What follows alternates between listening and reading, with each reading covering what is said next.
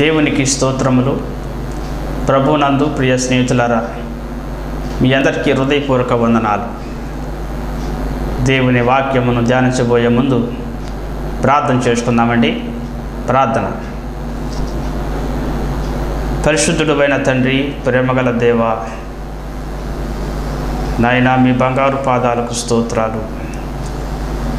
ఏ యోగ్యత ఏ మంచి లేని ఆయా అయోగ్యుడైన నన్ను రక్షించి నా పాపములన్నీ మీ రక్తంతో కడిగి క్షమించి నీతిమంతునిగా తీర్చి మీ పరిచారకునిగా చేశారు. స్తోత్రాలు. కేవలం మీ దయచేతనేనయ్యా మేము మా ప్రియులందరం ఈరోజు నాయన మీరిచ్చిన ఆయుష్ కలిగి జీవించి ఉన్నాం, మీరిచ్చిన ఆరోగ్యం కలిగి జీవించి ఉన్నాం అయ్యా. మీరు ఆహారం ఇచ్చి మమ్మల్ని పోషిస్తున్నారు. స్తోత్రాలు నాయనా. కాక పిల్లలను పోషిస్తున్న దేవుడు, క్షమ పిల్లలను పోషిస్తున్న దేవుడు, మమ్మలను పోషిస్తున్నందుకు స్తోత్రాలు. మీరే మా కాపరిగా ఉన్నారు ప్రభా, మీకు స్తోత్రాలు నాయనా. మా కొరకు మృతుడవై సమాధి చేయబడి తిరిగి లేచారు నాయనా, మీకు స్తోత్రములు. ఈ సమయమందు నాయనా, మీ అమూల్యమైన పరిశుద్ధ గ్రంథములోని వాక్యములు మాకు బోధించండి. మీ వాక్యం బోధించడానికి నేను పాత్రులను కాదు, కేవలం మీ కృపచేతనే నన్ను మీ శిలువ చాటును మరుగు చేసి ఈ సమయానికి మాకు కావలసిన వాక్య భాగాన్ని మాకు బోధించుము నాయన. నాతో, మా ప్రియులతో, ప్రజలతో మాట్లాడుము నాయన. సమస్త ఘనత మీకే ఆరోపిస్తున్నా. యేసు ప్రభువారి శక్తిగల నామమున ప్రార్థిస్తున్నాను తండ్రి, ఆమె. ప్రభు నందు ప్రియ స్నేహితులారా, మీ అందరికీ మరోసారి హృదయపూర్వక వందనాలు. ఈరోజు దేవుని వాక్యం వినటానికి దేవుని సన్నిధికి దేవుడు మనల్ని తీసుకుని వచ్చారు. ముందుగా దేవునికి స్తోత్రాలు. ఈరోజు దేవుని వాక్యం పరిశుద్ధ గ్రంథం బైబిల్లో నుండి ఎఫెసీ పత్రిక 2వ అధ్యాయం 8వ వచనాన్ని చదువుకుందామండి. బైబిల్ ఉన్నవాడు చూడండి. ఎఫెసీ పత్రిక 2వ అధ్యాయం 8వ వచనాన్ని చదువుకుందాం. మీరు విశ్వాసము ద్వారా కృపచేతనే రక్షింపబడి ఉన్నారు. ఇది మీ వలన కలిగినది కాదు, దేవుని వరమే. మానవులు రక్షించబడాలి అనేది దేవుని సంకల్పం. ప్రతి మానవుడు రక్షణ పొందాలి. రక్షణ అంటే ఏమిటి? రాబోతున్న ఉగ్రత నుండి మానవుడు తప్పించుకునుట. ఆ రాబోతున్న ఉగ్రత నుండి తప్పించే ఆయన రక్షకుడు. రాబోతున్న ఉగ్రత ఉంది, తప్పించుకునుటయే రక్షణ. మానవుడు రక్షణ పొందాలి అని, మానవులను రక్షించటానికి రక్షకుడైన యేసుక్రీస్తు ప్రభువే పరలోకమును విడిచి భూమి మీదకి వచ్చారు శరీరధారిగా. ఆ ప్రభు పేరు రక్షకుడు. యేసు అనే మాటకు అర్థం రక్షకుడు. క్రీస్తు ప్రభువారు తన ప్రజలను వారి పాపముల నుండి రక్షించటానికి వచ్చారు. యేసు ప్రభువునందు ఎవరు విశ్వాసం ఉంచి యేసు ప్రభువుని సొంత రక్షకునిగా అంగీకరిస్తారో వారు పాపక్షమాపణ పొంది రక్షణ పొందుతారు అనగా ప్రభు చెప్తున్నారు. మనం చదువుకున్న వాక్య భాగంలో మీరు విశ్వాసము ద్వారా కృపచేతనే రక్షింపబడి ఉన్నారు అని ప్రభు చెప్తూ ఉన్నారు అండి. కృప చేత రక్షణ, కృపచేత రక్షణ అనే మాటను మనం కొద్ది నిమిషాలు ధ్యానిద్దాం. బైబిల్ గ్రంథంలో రాయబడిన మాటను చూడండి. రక్షణ అనేది దేవుడు జోక్యం చేసుకొని కలువరి శిలువలో దేవుని కుమారుడు క్రీస్తు ప్రభుని శిలువ మరణానికి అప్పగించి పాపి అయిన మానవుని కోసం సర్వలోక పాపుల రక్షణార్థమై తండ్రి అయిన దేవుడు దేవుని కుమారుణ్ణి శిలువ మరణానికి అప్పగించి తండ్రి అయిన దేవుడే రక్షణ కార్యం చేశాడు. రక్షణ కార్యము అనేది దేవుని చేత చేయబడింది, అది మనుషుడు యొక్క ప్రయాస కాదు. బైబిల్ గ్రంథంలో మనం చూసినట్లయితే మానవుల గురించి స్పష్టంగా రాయబడి ఉంది అండి. రోమాపత్రిక 5వ అధ్యాయం 6వ వచనంలో ఈ విధంగా రాయబడి ఉంది. ఏలయనగా మనం ఇంకా బలహీనులమై ఉండగా, అనగా మానవులు బలహీనులు అనేది దైవ గ్రంథం సెలవిస్తూ ఉంది. ఈ భూమి మీద ఏ మానవుడైనా సరే, ఏ స్థాయిలో ఉన్నా, ఎంత జ్ఞానమైనా, ఎన్ని సిరి సంపదలు నీకున్నా, ఎంత విద్యావేత్తవైనా, మానవుడు బలహీనుడు. మానవుడు బలహీనుడు. బలహీనుడైన మానవుడు తన స్వశక్తితో, తన సొంత ప్రయత్నాలతో రక్షణను సాధించలేడు, రక్షణను తనంతటా తానుగా పొందలేడు. మానవుడు ఎవరు అంటే మానవుడు బలహీనుడు అని రాయబడి ఉంది. మరి మానవుడు బలహీనుడై ఉండగా క్రీస్తు యుక్త కాలమున భక్తిహీనుల కొరకు చనిపోయెను అని రాయబడి ఉంది. యేసు క్రీస్తు ప్రభు చనిపోవటం, బలహీనుల కొరకు, భక్తిహీనుల కొరకు యేసు ప్రభు చనిపోవటం, తద్వారానే ఏ మానవుడైతే ఆ ప్రభు శిలువ మరణమును అంగీకరిస్తాడో, విశ్వసిస్తాడో ఆ మానవుడికి రక్షణ. మానవుడు స్వతహాగా బలహీనుడు, మానవుడు స్వతహాగా భక్తిహీనుడు. భక్తిహీనుడు అనగా ఏ మాత్రం కూడా దేవునిని ఎరుగని మానవుడు, దేవునికి హృదయంలో చోటులేని మానవుడు, దేవునికి దూరస్థుడు అయిన మానవుడు భక్తిహీనుడు. దేవునికి దూరస్థుడైన మానవుడు దేవునితో ఐక్యపరచబడి దేవుని రాజ్యానికి వారసుడు అవ్వాలంటే దేవుని కుమారుడు కలువరి శిలువలో చనిపోయారు. ఆ ప్రభు మరణము ద్వారా భక్తిహీనుడు, బలహీనుడు సృష్టికర్త తండ్రి అయిన దేవునితో సమాధానపరచబడతాడు. దేవుని కుమారుని మరణం ఒక భక్తిహీనుడి జీవితాన్ని ఒక భక్తిపూరుడుగా, నీతిపూరుడుగా మార్చింది. దేవుని కుమారుని మరణమే తండ్రి అయిన దేవునితో సమాధానపరచను. మానవుడు బలహీనుడు, మానవుడు భక్తిహీనుడు. అలాగే 8వ వచనం చూడండి, రోమాపత్రిక 5వ అధ్యాయం 8వ వచనం. అయితే దేవుడు మన ఎడల తన ప్రేమను వెల్లడిపరుచున్నాడు. ఎట్లనగా మనం ఇంకనూ పాపులమై ఉండగానే క్రీస్తు మన కొరకు చనిపోయాడు. పాపి అయిన మానవుని కోసం ప్రాణం ఇచ్చేది ఎవరు? బైబిల్ గ్రంథంలో ప్రభు చెబుతున్నారు.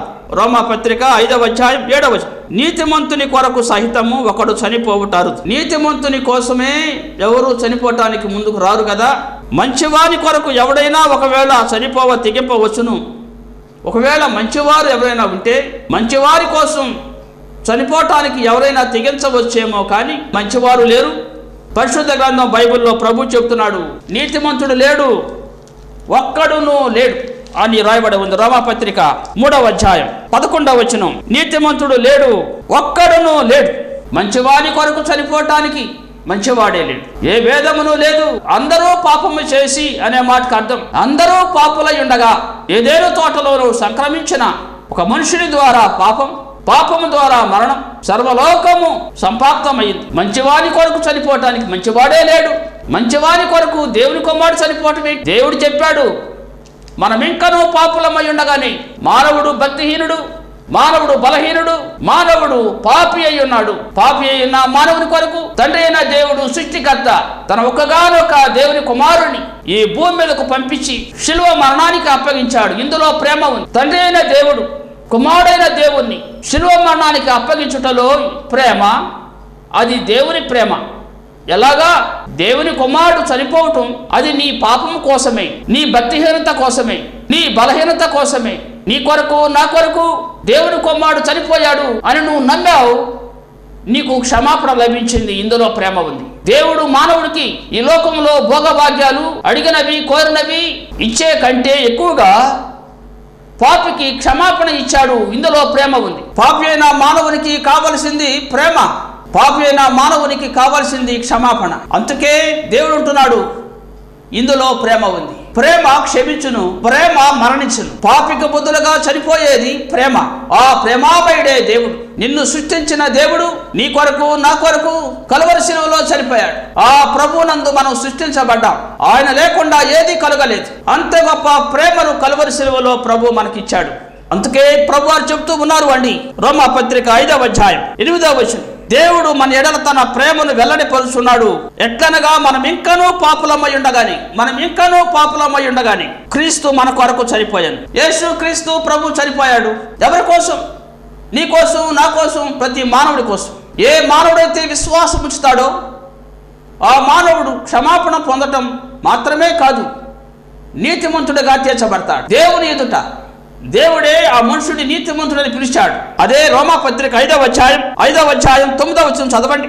ఆయన రక్తము వలన ఇప్పుడు నీతిమంతులముగా తీర్చబడి మరింత నిశ్చయముగా ఆయన ద్వారా ఉగ్రత నుండి రక్షింపబడుదుము. యేసు క్రీస్తు ప్రభువారి రక్తం జన్మ కర్మ పాపము లేని పరిశుద్ధుడు కన్యకు జన్మించి ఆ ప్రభు 33.5 సంవత్సరములు భూమి మీద ఉండి కాలము పరిపూర్ణమైనప్పుడు కలువరి శిలువలో తనంతట తానే ప్రాణమిచ్చాడు. యేసు క్రీస్తు ప్రభు సెలవిచ్చారు. యోహాను సువార్త 10వ అధ్యాయం నా అంతటా నేనే ప్రాణం పెట్టుచున్నాను, నా ప్రాణం పెట్టుటకు నాకు అధికారం కలదు, నా ప్రాణము తిరిగి తీసుకున్నటకు నాకు అధికారం కలదు. యేసు క్రీస్తు ప్రభువారు నిన్ను నన్ను ప్రేమించి తన ప్రశస్తమైన రక్తాన్ని కలువరి శిలువలో చిందించారు. ఆ ప్రభు చిందించిన రక్తమందు విశ్వాసం ఉంచిన వాని పాపములు క్షమించబడతాయి. దైవ గ్రంథం సెలవిస్తూ ఉంది హెబ్రీ 9:22లో, రక్తము చిందింపకుండా పాప క్షమాపణ కలగదు. నీ పాపమును కడిగివేయబడటానికి పరిశుద్ధమైన దేవుని కుమారుని రక్తం కలువరి శిలువలో చిందించబడాలి. ప్రజాపతి అనగా ప్రజలను పాలించే సృష్టికర్త దేవుని కుమారుడే వచ్చి కలువరి శిలువలో తన రక్తమును చిందించాడు. రక్తము చిందింపకుండా మానవునికి పాప క్షమాపణ కలగదు. యేసు క్రీస్తు ప్రభు సెలవిచ్చారు, భూమి మీద పాపములు క్షమించుటకు మనుష్య కుమారునికి అధికారం కలదు.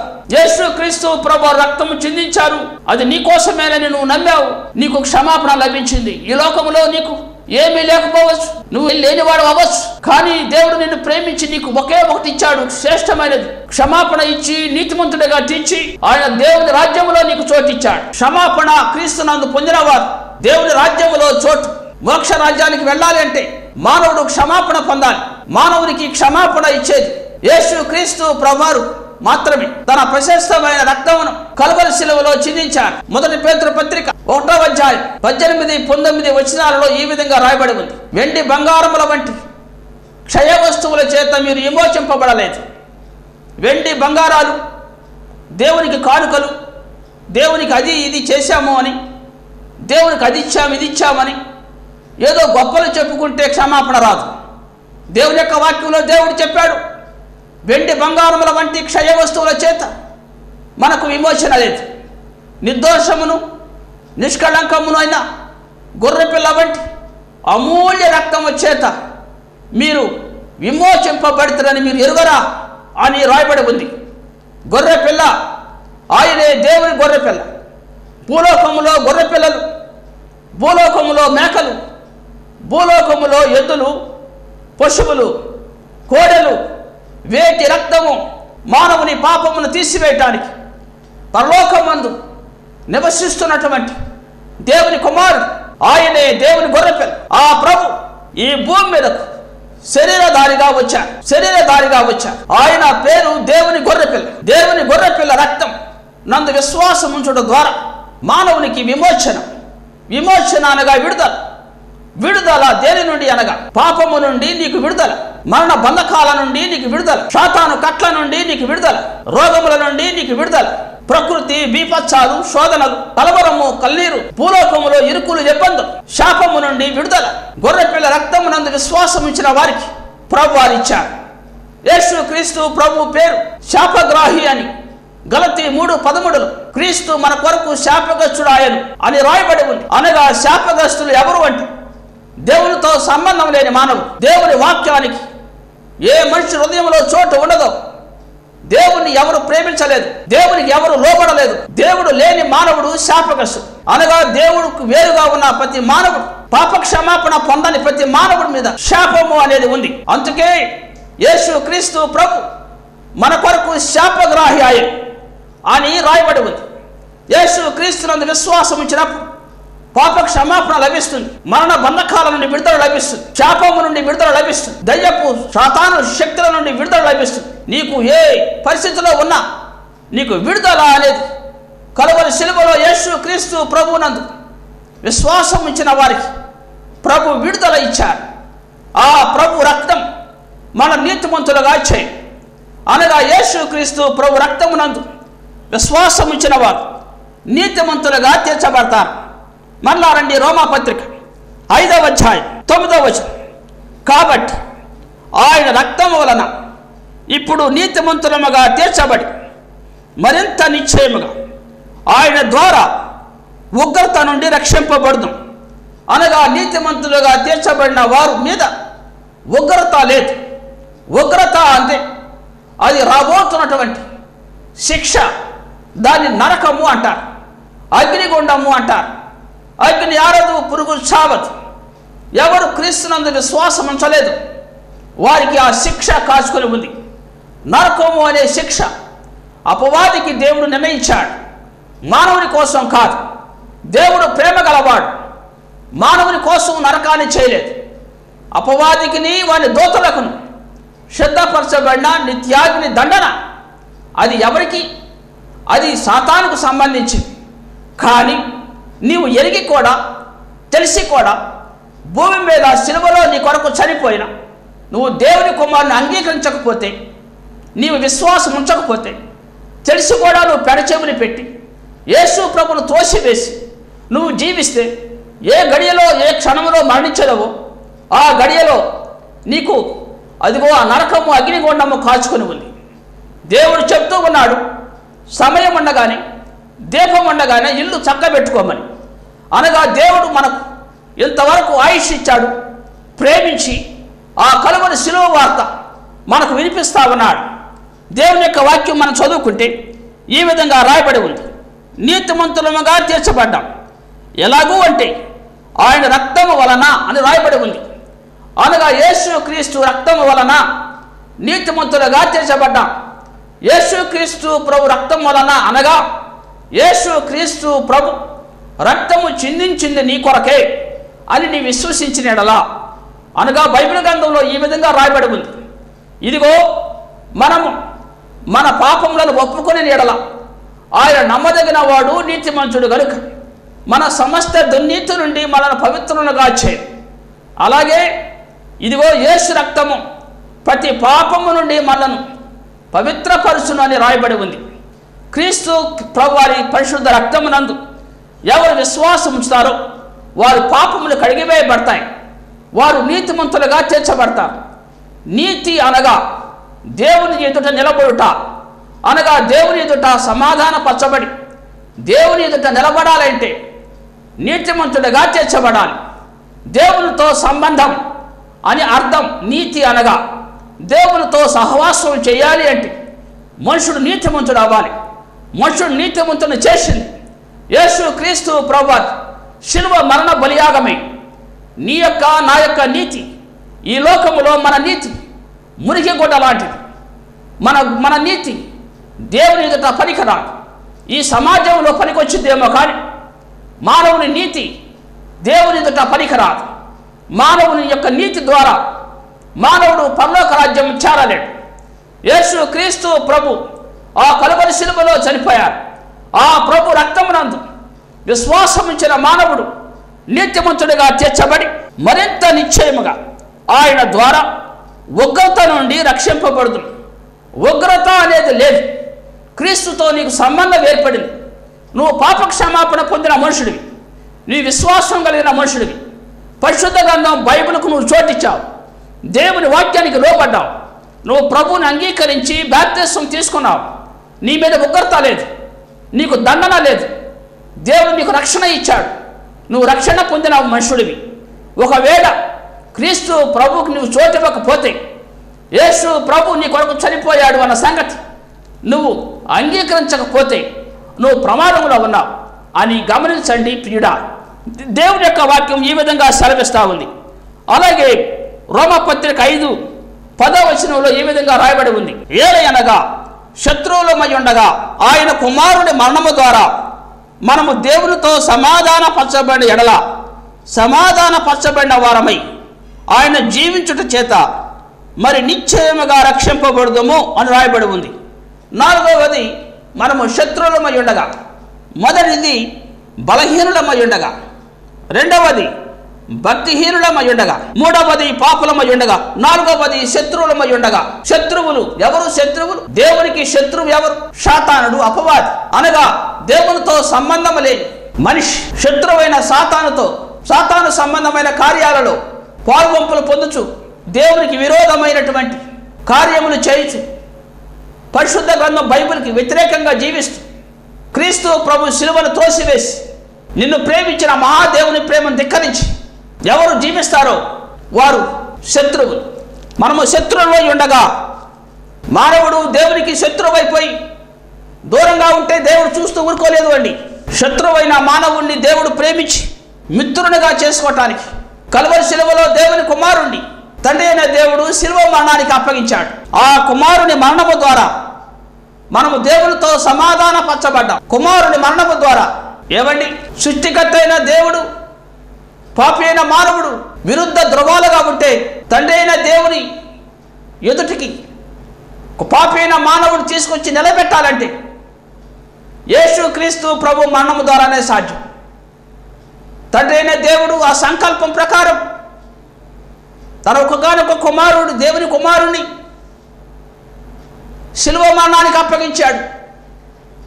శిలువ మరణము, క్రీస్తు ప్రభు మరణమును అంగీకరించిన వారందరూ దేవునితో సమాధానపరచబడతారు. దేవునితో సమాధానపరచబడుట అంటే సృష్టికర్త అయిన దేవుడు మానవుడు కలిసి జీవిస్తారు. దేవునితో మానవుడు సహవాసం, మానవునితో దేవుడు సహవాసం చేయాలి అంటే వీరిద్దరి మధ్యలో దేవుని కుమారుని మరణం అనేది ఉంది. యేసుక్రీస్తు ప్రభు చెప్పారు, దేవుడు ఒక్కడే, దేవునికి నీ నరులకు మధ్య ఒక్కడే, ఆయనే యేసుక్రీస్తు ప్రభు నరుడు. యేసుక్రీస్తు ప్రభు శరీరధారిగా ఈ లోకానికి వచ్చారు. ఆ ప్రభు తనంతట తానే ప్రాణమిచ్చాడు. మనను తండ్రితో సమాధానపరిచాడు. మనము సమాధానపరచబడిన వారమై రక్షించబడ్డాం. యేసుక్రీస్తు ప్రభు మనం సమాధానపరచడానికి ప్రారంభించారు. చనిపోయారు, సమాధి చేయబడ్డారు, పునరుద్ధరణై తిరిగి లేచాడు. యేసుక్రీస్తు ప్రభువారు నిన్న నేడు ఏకరీతిగా ఉన్నారు. యేసుక్రీస్తు ప్రభువారు ఇప్పుడు ఎప్పుడు జీవించి ఉన్నారు. జీవించి ఉన్న ప్రభు నిన్ను రక్షించడానికి సమర్థుడు. యేసుక్రీస్తు ప్రభు సమాధిలో లేడు. యేసుక్రీస్తు ప్రభు సింహాసనం మీద ఉన్నాడు. బైబిల్లో ఆ మాట రాయబడి ఉంది అండి. రోమాపత్రిక 5వ అధ్యాయం 10వ వచనం. ఆయన జీవించుట చేత మరి నిశ్చయముగా రక్షింపబడదు. జీవించి ఉన్న ప్రభు నిన్ను రక్షించడానికి చాలిన దేవుడు. మృతులలో యేసు ప్రభు లేడు, సమాధిలో యేసు ప్రభు లేడు. ఆయనను మీరు మృతులలో ఎందుకు వెతుకుతున్నారు? ఆయన ఇక్కడ లేడు, ఆయన తిరిగి లేచి ఉన్నాడు అని దేవదూతలు ప్రకటించాడు. సింహాసనం మీద ఉన్న ప్రభు నిన్ను రక్షించడానికి చాలిన వారిగా ఉన్నారు. ప్రభు నందు ప్రియ స్నేహితులారా, ఒక్కసారి ఆలోచించండి, మన పరిస్థితి ఎలా ఉంది? దేవుడు లేని మానవుడు బలహీనుడు అని రాయబడి ఉంది గ్రంథంలో. బలహీనుడు అనగా నిస్సహాయుడు. దేవుడు లేని మానవుడు భక్తిహీనుడు, తోచిందల్లా చేస్తాడు. దేవుడు లేని మానవుడు పాపి అయి ఉన్నాడు. దేవుడు లేని మానవుడు శత్రువై ఉన్నాడు. మరి నీ పరిస్థితి ఏమిటి? నువ్వు బలహీనుడుగా ఉంటావా? ప్రభు చేతుల్లోకి వస్తే నువ్వు బలవంతుడిగా మారుతావు. నువ్వు భక్తిహీనుడిగా ఉంటావా? ప్రభు చేతుల్లోకి వస్తే నిన్ను దేవుడు నీతిమంతుడిగా చేసి, పరిశుద్ధుడిగా చేసి, నిరపరాధిగా చేసి, నిర్దోషిగా చేసి తండ్రి ఎదుట నిలబెడతానికి సిద్ధంగా ఉన్నారు. నువ్వు పాపిగా ఉంటావా? మన పాప శిక్ష కలువరి శిలువలో భరించి మన కొరకు ఆయన పాపమాయను 2 కొరింథీ 5:21 ప్రభు చెప్తూ ఉన్నారు. మన కొరకు ఆయన పాపముగా మారి మన నీతిమంతులుగా తీర్చాడు. నీవు పాపమును తీసివేసి నేను నీతిమంతునిగా చేయటానికి ఆ ప్రభువే నీ శిక్ష ఆయన పైన వేసుకుని ఆయన యొక్క నీతి నీకు ఇచ్చాడు. మన నీతిమంతునిగా చేశాడు. శత్రువుల పోయిన మనలను ప్రభు తనకు మిత్రులుగా చేసుకున్నాడు.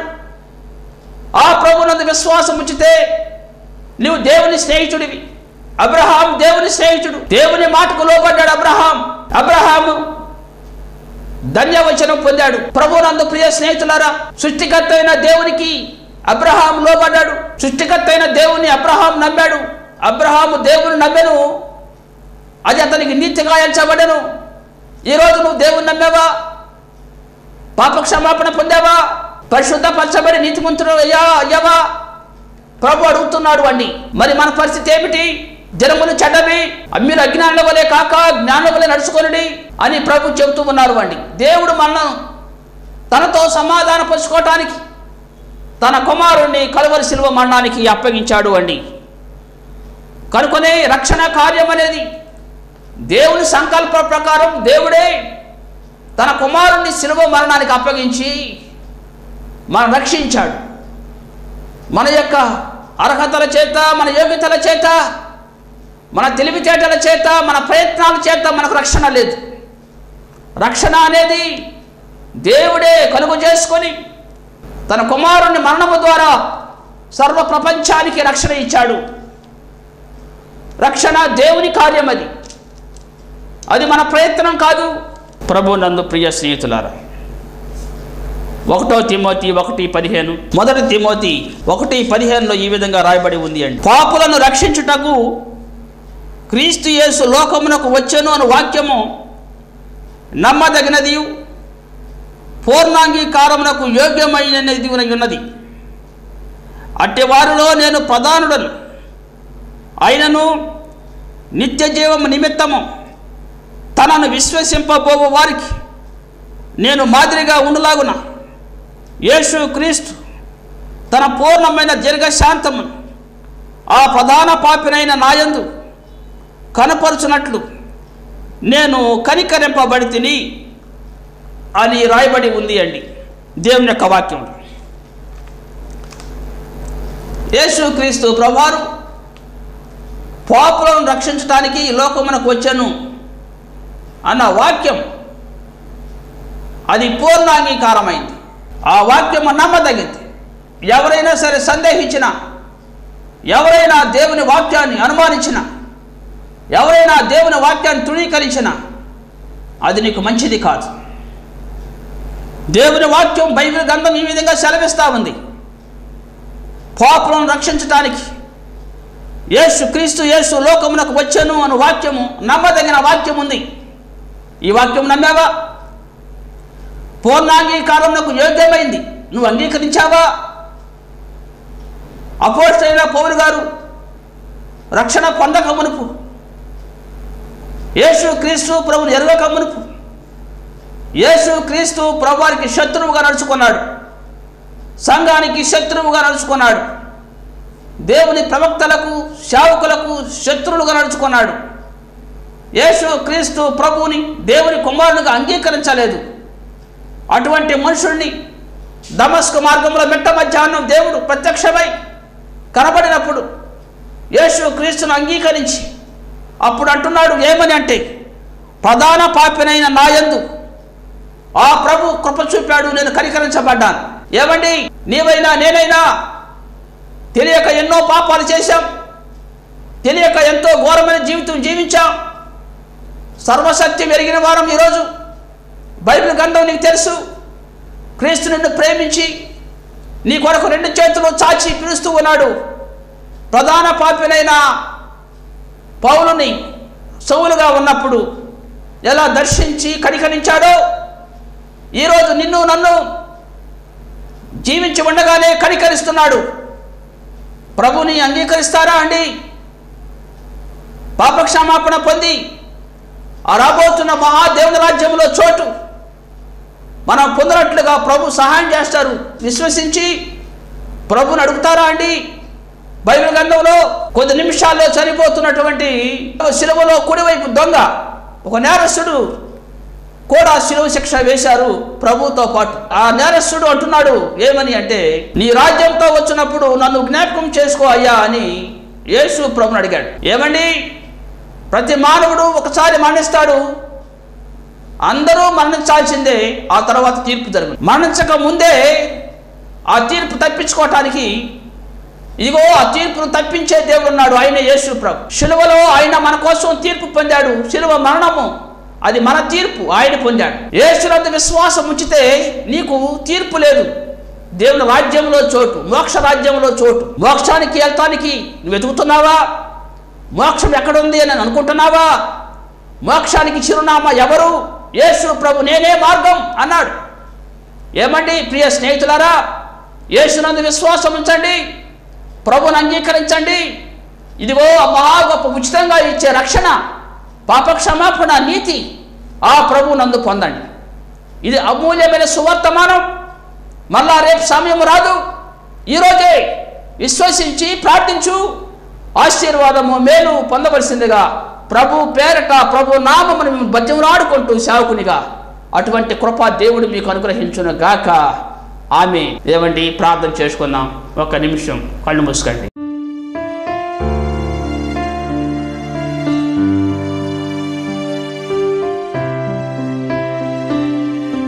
పరిశుద్ధులమైన దేవా మీకు స్తోత్రములు నాయన. అయ్యా మీరు ఇచ్చినటువంటి అమూల్యమైన వాక్యమును బట్టి స్తోత్రాలు.